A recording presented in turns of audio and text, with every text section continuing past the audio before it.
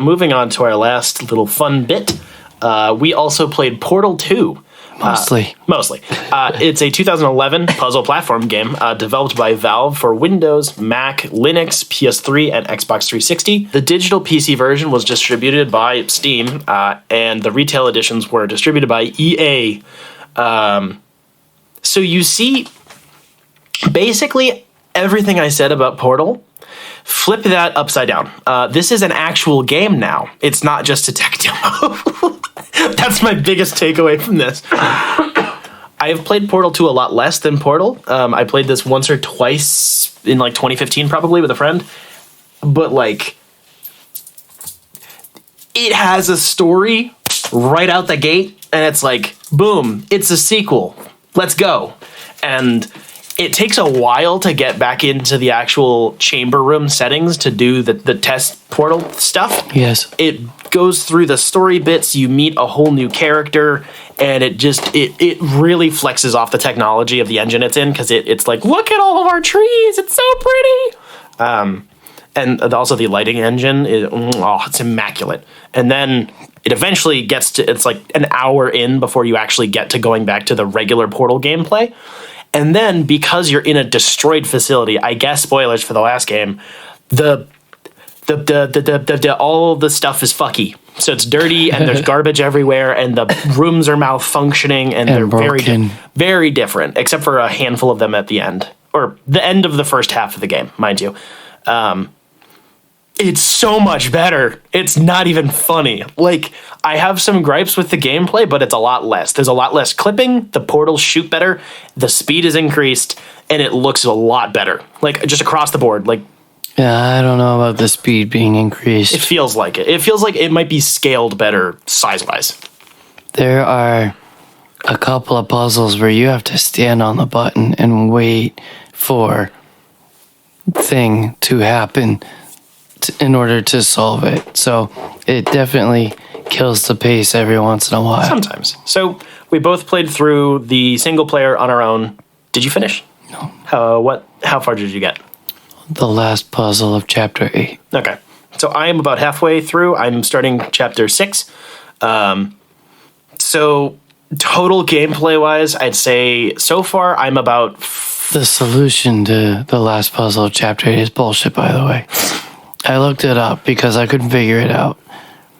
And I'm very upset about it. Because it doesn't make sense logically. That's nice. You drop the bouncy goo on top of the turrets, and that makes them bounce and fall into a hole. Interesting. They're not jumping up and down. Why does the bouncy goo make them bounce? Sometimes Portal says fuck physics. So the single player takes roughly, I think the estimated time is about 6 to 8 hours for a single playthrough. I'm somewhere around the halfway point of that right now.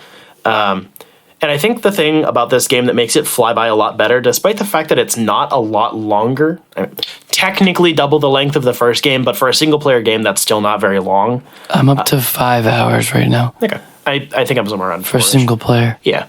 It would probably be another hour for the last chapter. I think the thing that makes it feel a lot less repetitive, aside from visual differences, is the fact that there's a lot more, one, plot and like story elements, and a lot of shit shifts around. The structure of this game is fucky, because it goes from story, outside world stuff, like just a shit ton of exposition, because you have a new, he's not a sentinel, guys, we swear. Protagonist. Sorta. Sort of new and sort of protagonist. You have a new character giving you fuck tons of dialogue, and you kind of have to sit around waiting sometimes. And there's a few references where like the devs were aware that that Wheatley is just a monitor from Halo, because he even goes, "Stay here and watch this door while I go open it." And then you're like, oh, fuck. It's just doing the library. I swear to God, they knew it. It was a thing, and I like it. They were self-aware about it, because he is just a monitor with handles, with literal love handles. I'm gonna stick my dick in the eye. You need help. It's true though. There are numerous Halo references. I'm not joking, but it feels better because you have a lot of that. Then you get to you meet back up with GLaDOS. You do regular portal chambers. They're all busted up and stuff, but like you go back to doing puzzles for a while. It's really cool how they make GLaDOS better, deeper in character. Yes. Yeah, there's a lot more backstory in this game. They kind of normalize her from just the killer psychopath from the first game. A little bit. That was very enjoyable. There's also a funny bit where they stick her into a potato. That's a classic fucking bit. So good. It is as funny as it sounds. I love the fact that halfway through the game, it's like, oh, look, you can... Because Wheatley is temporarily removed from the game. But if you watch around carefully, you can see he's just kind of bumping around between all the rooms. Like, he's just poking out of panels. He also has cameras floating around anywhere, which you learn later are his cameras. And then halfway through the game, it's like, mega plot twist. It's...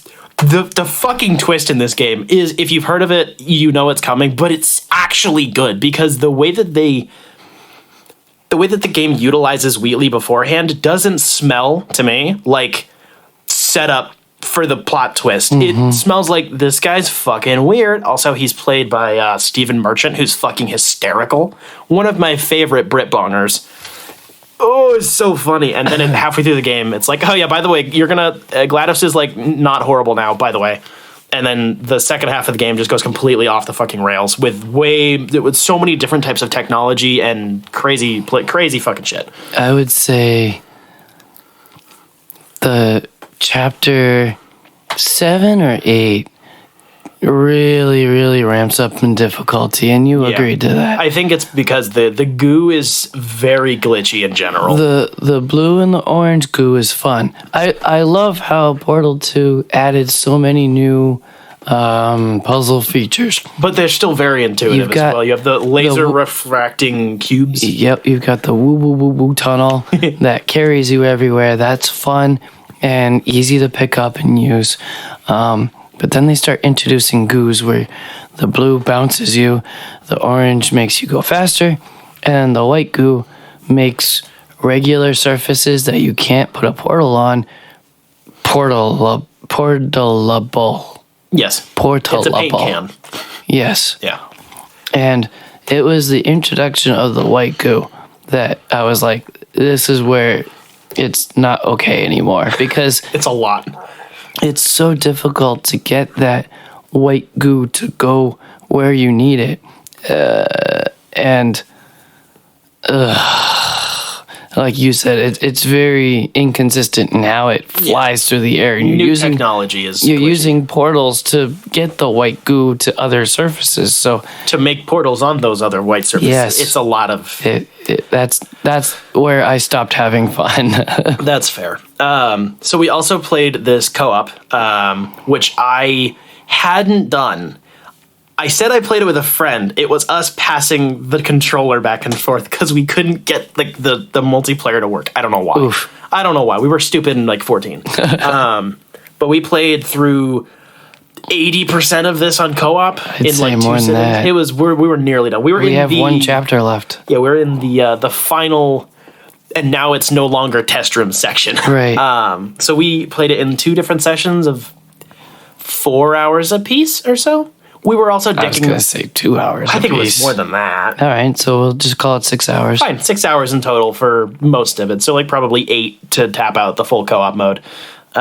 It starts off pretty simple, to be fair. It's a lot of a reintroductory, remember, this is how the portals work. And the fact that it's a separate story in quotations, than the actual single player is really cool. That's something games don't really do that frequently, where it's...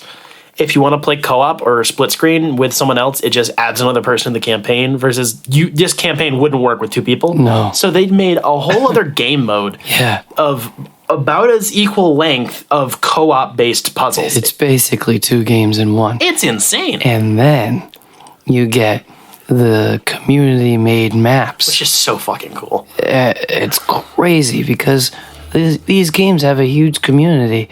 Like I tried one I told it to give me a random map, and it pulled up like one of the top voted ones or whatever.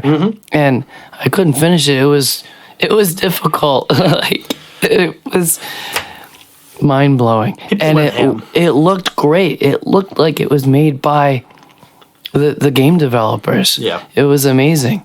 So this game has so much high value, depth, and variety to it, and it's been on the $20 rack for like 5 or 6 years now. You can still buy a physical 360 copy for $20 at Walmart. It's like 10 years old. Yeah, it's almost 13 years old. Oh my gosh, that's so bad. Well, 12. I can count.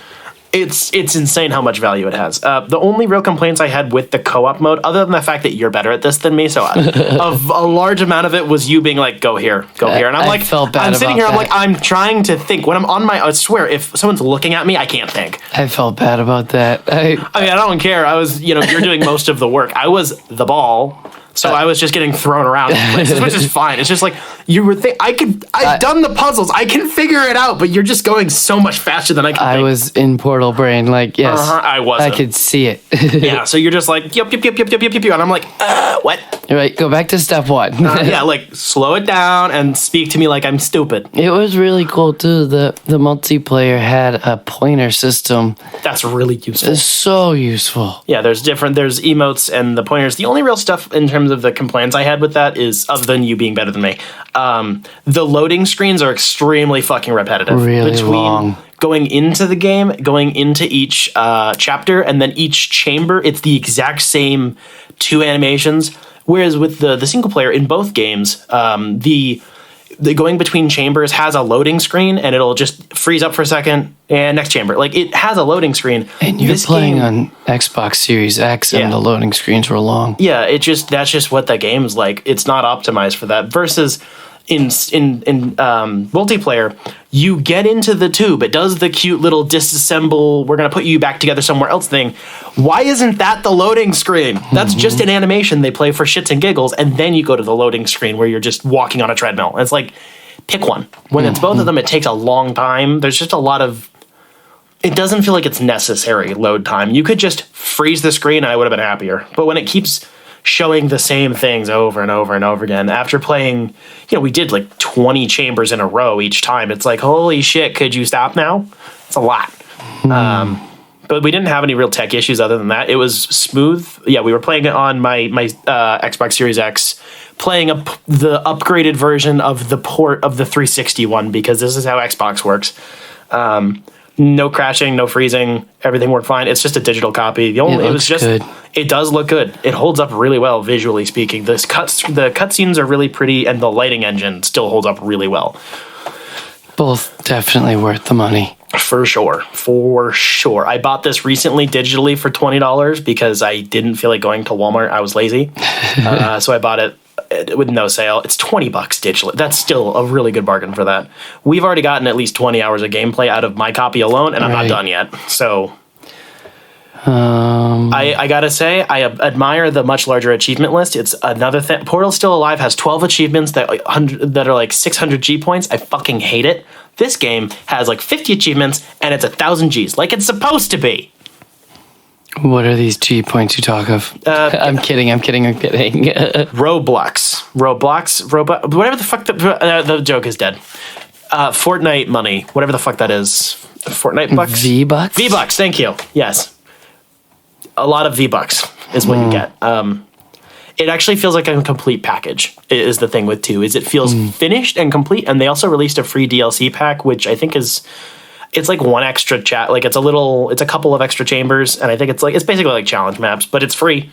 Nice. So I'll take it. That released, I think, about a year after, so like 2012. Good shit, bro. I've kind of been considering doing the rest of the orange box technically and like playing TF2.